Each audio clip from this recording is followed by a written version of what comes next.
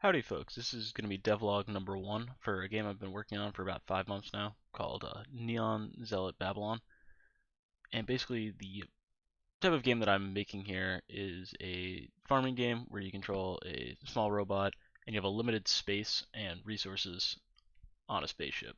So I'll kind of run through the tutorial and show the major features work.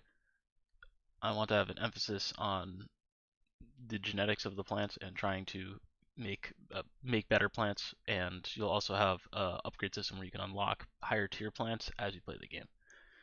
So kind of standard controls,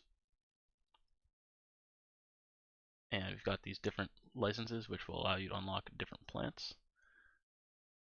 And this is the buy plants, and then we can drag them up here and water them and then shine sunlight on them. I intend to add minerals that you can add to the soil in the future.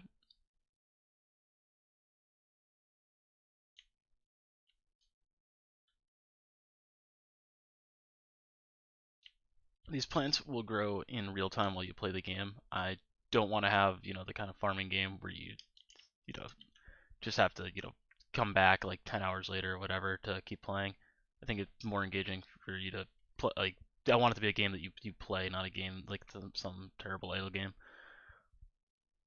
And so with your crops, you'll have different options. You'll be able to either breed crops to get more diverse genetics, or you can clone them to get something that's similar or identical. So that's this part of the tutorial.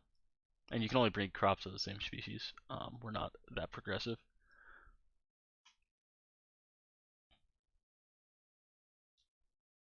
And so that's the core gameplay loop. And then as we keep playing, we'll be able to unlock higher tier ones. So this will require a certain amount of money and then a certain amount of harvest of just plants in general. And so if we give ourselves some additional funds, we can buy this next class.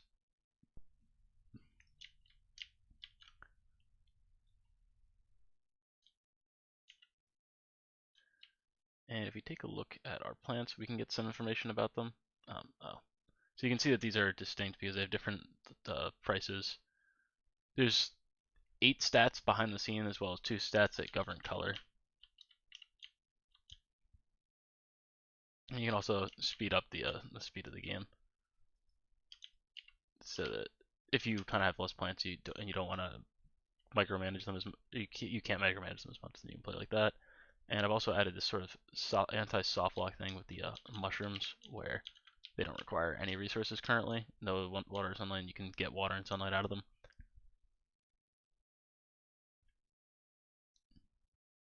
Got some music. Oh, that's loud.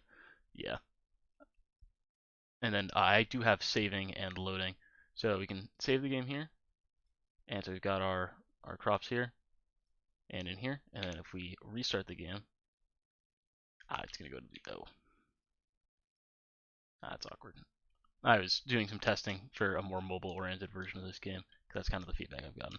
So we'll just go from here. So I can delete these crops with this, and now we load the save, and they'll be just right back there. And this is going to be the new interface, because the old interface was very clunky on mobile. And I'm still working on this because these joysticks really suck.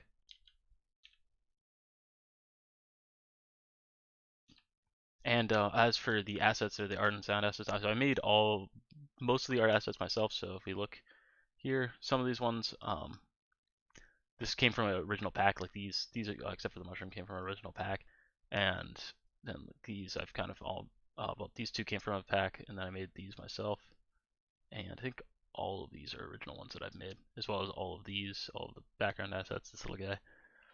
And then the sound, I've added some of the sound effects, but the music, I found some just royalty-free music online. And I'll hopefully add some interactive links for these people in here. I think that should cover just about all of the major features that I've been working on. Alright, if you guys have any thoughts about this, let me know. And I'll should be getting a playable build out on Android somewhat soon. Alright, thank you for watching.